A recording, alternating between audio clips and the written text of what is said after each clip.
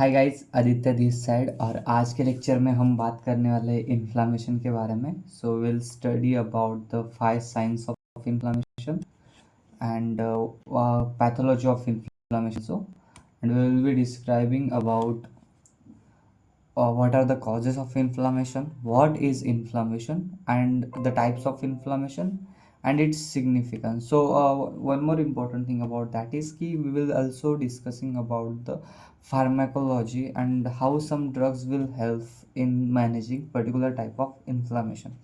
So that this is where our whole lecture is going to revolve around. So without wasting any time, let's get started. So let us see, as we know, we have started every lecture with a philosophy. हमें पता है कि हमारे lecture की शुरुआत philosophy के बिना होती नहीं है और इस रीति रिवाज को हम चलते रहने देंगे। सो व्हाट वी सेड कि इन्फ्लामेशन क्या है, तो इन्फ्लामेशन हमें वो बताता है कि जो हीलिंग की प्रोसेस होती है ना, जो ठीक होने की प्रोसेस होती है किसी भी आंधी तूफान या फिर इंजरी के बाद, ये हमेशा साइलेंट नहीं रहती। समटाइम्स ये पेनफुल होती है, ये स्वलन होती है, ये रेड होती है, लेकिन कब तक, जब तक वो अच्छी नहीं हो जाती। ये अच्छी होने की जो प्रोसेस है ना, या फिर ठीक होने की प्रोसेस है ना, इसमें ये पेनफुल रेड स्वलन आने वाले, हमारे पर्सपेक्टिव से कह लो कि स्ट्रगल वाला period. So it's for sure कि वो आने ही वाला है। दैट्स व्हाट इन्फ्लामेशन हमें एक पर्सपेक्टिव देता है लाइफ को देखने का। So let us see what is inflammation. तो what is inflammation, we have given the definition as कि हमने बोला कि इन्फ्लामेशन क्या है कि जैसे अगर अगर ये किसी का पेट है, मेरा पेट है, और किसी ने मुझे चाकू मार दिया यहाँ पे, इस जगह पे, तो अभी इस जगह पे जो टिश्यूज़ है, ये उस पर्टिकुलर एजेंट को क्या रिस्पॉन्स रिस्पॉन्स देते हैं, क्या रिस्पॉन्ड करते हैं, इस चीज़ को हम कहते हैं इन्फ्लामेशन। तो inflammation is local response of living tissue injury due to any agent.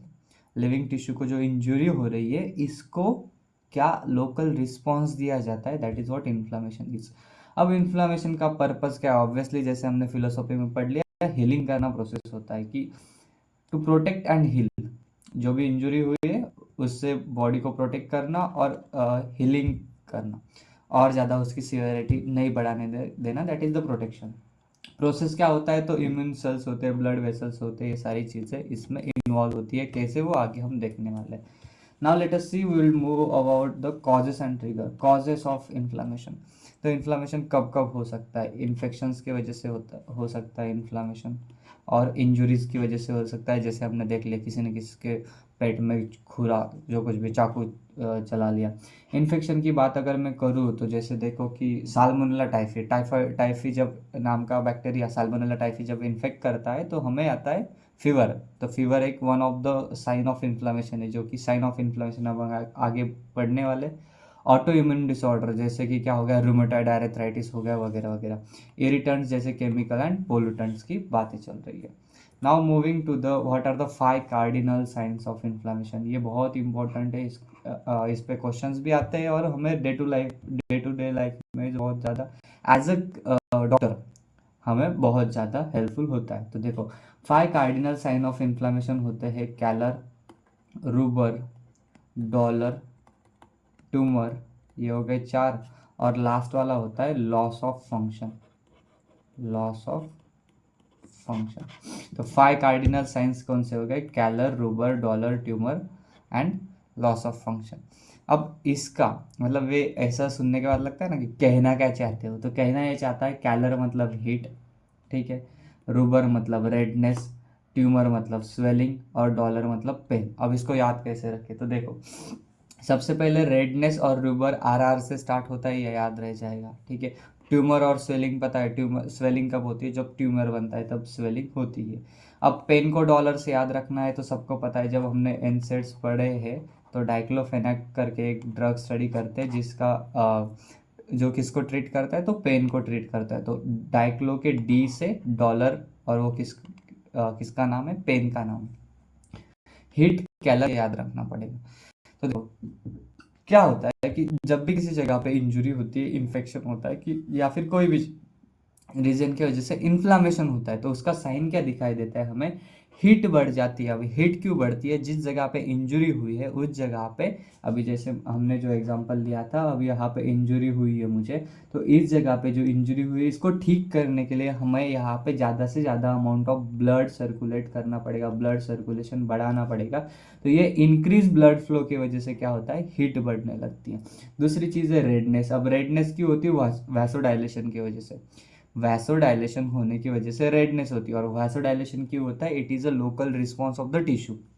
Okay. Swelling क्यों आती है? अब जब जब भी इंजरी होती है, हमने पता है एडिमा पढ़ लिया, और एडिमा हमने पढ़ा है कि जब जब भी इंजरी होती है, एंडोथेलियल लाइनिंग को सेल इंजरी होती है, it will result into fluid accumulation, जिसकी वजह से होती है स्वेलिंग। और पेन क्या है? Inflammatory chemical stimulus nerves. अब इंजरी हुई, ऑब्वियसली तो नर्व स्टिमुलेट हो जाएंगी, और नर्व स्टिमुलेट होगी तो पेन तो होगा ही। So these are the four. And loss of function. अब जगह पे टिश्यू ही नहीं रहा है तो क्या ही काम करेगा? तो loss of function is the fifth sign of inflammation. तो हमने देखे there are five cardinal signs of inflammation. These are calor, rubor, tumour and dolor. And lastly loss of function. Calor मतलब हीट, रूबर मतलब redness, tumour मतलब swelling, dolor मतलब pain, and loss of function. These are the five cardinal signs. This is most important thing to study about inflammation. Now moving to the types of inflammation. Types of inflammation based on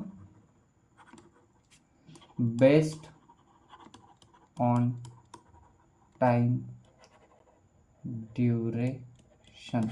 तो हमने बोला time duration के basis पे inflammation के दो प्रकार है, एक एक्यूट इन्फ्लामेशन और दूसरा होता है क्रॉनिक इन्फ्लामेशन. तो लेट अस सी एक्यूट इन्फ्लामेशन क्या है, इमीडिएट रिस्पांस. दोनों में डिफरेंस यही है जैसे जो नाम में बताया जा रहा है कि एक्यूट इन्फ्लामेशन थोड़ी देर के लिए रहेगा और ठीक हो जाएगा, विद इन मिनट्स और हावर्स ठीक हो जाता है. ट्रिगर्स किसके वजह से होता है? इन्फेक्शन की वजह से. देखो इंजुरी हो गई या इन्फेक्शन हो गया, लेकिन इन्फेक्शन में ये जरूरी बात याद रखना कि यहाँ पे इन्फेक्शन एक्यूट इन्फेक्शन होता है, थोड़े दिनों के लिए इन्फेक्शन होता है और ठीक हो जाता है. या फिर अकर्ड बर्न और फ्लू की वजह से क्या होता है? एक्यूट इन्फ्लामेशन होता है. Resolution within a few days ये ठीक भी हो जाता है अपने. ठीक है. Now moving to the second type that is the chronic inflammation. तो देखो क्रॉनिक इन्फ्लामेशन में क्या होता है कि एग्जैक्टली अपोजिट टू दिस, उसमें ऑनसेट जो होता है वो होता है लास्ट फॉर वीक और मंथ्स, वीक्स टू मंथ्स तक रहता है, वो होता है क्रॉनिक इन्फ्लामेशन. और क्रॉनिक इन्फ्लामेशन की पीछे की वजह होती है ऑटोइम्यून डिसऑर्डर या फिर परसिस्टेंट इन्फेक्शन और इरिटेंट्स. अगर किसी को इन्फेक्शन हो गया है और वो इन्फेक्शन परसिस्टेंट है, ज़्यादा दिनों तक है, बहुत ज़्यादा दिनों तक है, लाइक मंथ्स और वीक्स तक चल रहा है, तो ऐसे रीजंस की वजह से क्या होता है? क्रॉनिक इन्फ्लामेशन होता है. और एक्यूट इन्फ्लामेशन क्या होता है कि अभी मिनट्स हवर्स तक ही रहता है acute inflammation. So this are two types based on time. Okay. हमें और भी टाइप्स देखने. टाइप्स ऑफ इन्फ्लामेशन यहाँ पे हमने किए बेस्ड ऑन लोकेशन, कि इन्फ्लामेशन किस चीज़ का हुआ है उसके बेसिस पे हमने उसके किए चार टाइप्स. जैसे अगर किसी को जॉइंट्स का इन्फ्लामेशन है तो दैट इज एरिथ्राइटिस, और इससे नाम भी दिए गए रूमेटॉइड एरिथ्राइटिस, जो कि एक ऑटो इम्यून डिसऑर्डर, सबको पता है. Now dermatitis is nothing but the inflammation of skin. Colitis is inflammation of colon. Colon पता है ना, इंटेस्टाइन. इंटेस्टाइन के अंदर क्या होता है? कोलन होता है, और इस चीज़ का इन्फ्लामेशन मतलब colitis. And vasculitis is nothing but the inflammation of blood vessels. So there are four types of inflammation based on location, and these are nothing but the arthritis, dermatitis, colitis and vasculitis. Arthritis is pain in joint या फिर joint inflammation. Dermatitis is skin inflammation. Colitis is inflammation of colon, and vasculitis is inflammation of blood vessels. Okay. Now moving to the managing and reducing inflammation. तो medical approach क्या करे? Medicines like NSAIDs, medications like NSAIDs. तो देखो NSAIDs में हमें पता है अगर पेन हो रहा है, इन्फ्लामेशन का अगर पेन दिखाई दे रहा है और पेन को ट्रीट करने के लिए हम क्या डाइक्लोफेनाक वगैरह देंगे. ठीक है. अब अगर उसको फीवर है तो फीवर में एनसेड कौन सा प्रेफर करेंगे? हम पीसीएम को प्रेफर करेंगे मोस्टली. तो ये वाली सारी चीज़ें कि स्वेलिंग वगैरह है तो उसमें क्या यूज़ करना है, तो एनसेड्स की ज़रूरत पड़ेगी इस चीज़ को, इन्फ्लामेशन को ट्रीट करने के लिए. सप्लीमेंट्स में टर्मरिक पता है सब लोगों को, पेन को ठीक करता है, एंटीबैक्टीरियल प्रॉपर्टीज होती है तो इसकी वजह से इन्फेक्शन कम होगा. ओमेगा 3 फैटी एसिड्स पता है. डाइट में क्या करेंगे? एंटी इन्फ्लामेटरी फूड और जो सपोर्ट्स, ऐसे फूड्स जो हीलिंग को सपोर्ट करते हैं. लाइफस्टाइल क्या, स्ट्रेस रिडक्शन और exercise are beneficial. Okay, so this lifestyle are not that much crucial. This thing, three things out of which mostly medical approach is the most important thing that we have to study. तो यहाँ पे मैंने बोला था कि pharmacology की बात करेंगे तो यही डाइक्लोफिनेक पता है पेन के लिए, और PCM that is nothing but the paracetamol is for fever, सबको पता है. ओके, सो यही कुछ 5-6 मिनट हो गए होंगे और यहाँ पे हमारा इन्फ्लामेशन हो गया. Thank you very much for joining this exploration. मुझे लगता है कि इन्फ्लामेशन की अगर किसी को कुछ भी नहीं पता होगा तो थोड़ी तो बातें पता चल गई. एक्टिव क्रोनिक इन्फ्लामेशन क्या होता है, फिर एरिथ्राइटिस, एक टाइप्स ऑफ इन्फ्लामेशन देख लिया हमने, 4 arthritis, dermatitis, colitis and vasculitis. Causes of inflammation देख लिए, जो ट्रिगर्स होते हैं कौन से होते हैं वो देख लिए. So this is all about the inflammation. Hope so कि तुम लोगों को ये लेक्चर पसंद आया हो. अगर कुछ क्वेश्चन हो तो कमेंट बॉक्स में डाल देना. हाँ, वैसे एक और बात कि यहाँ पे जो कम्युनिटी पोस्ट होते हैं वहाँ पे जाके मैंने हर पार्ट के, जैसे मैंने लास्ट में बताया ना, ईडिमा के क्वेश्चंस डाले हैं, कुछ कुछ सेल इंजरी के क्वेश्चन डाले. तो ट्राई करना सॉल्व करने के, चाहे तुम लेक्चर ये वाले देखो ना देखो, ये वाले क्वेश्चन ज़रूर सॉल्व करना, वो तुम्हें मदद करेंगे. So this